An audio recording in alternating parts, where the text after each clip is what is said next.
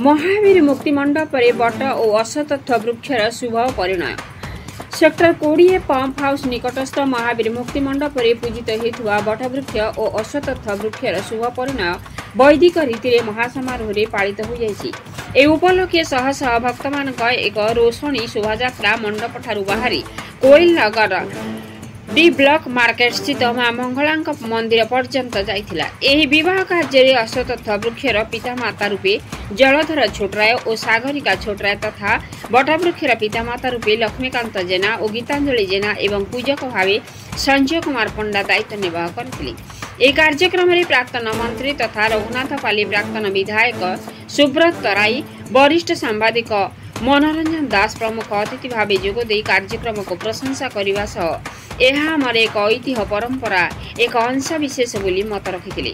एही अवसर में सहस्राधिक संख्यार भक्त मानक मध्य प्रसाद वितरण करा।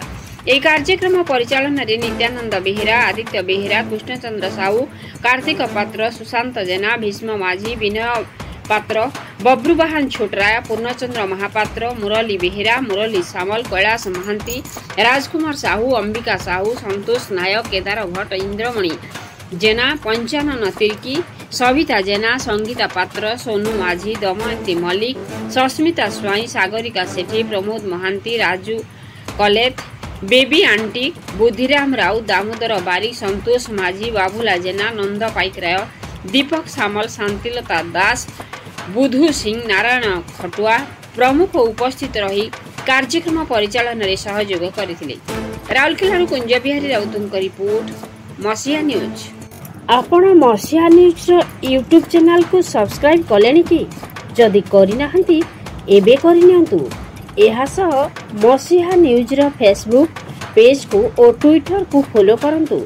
तासह मसिया न्यूज रो ऐप आसी गलानी निज मोबाइल रो प्ले स्टोर रो डाउनलोड करनियंतु।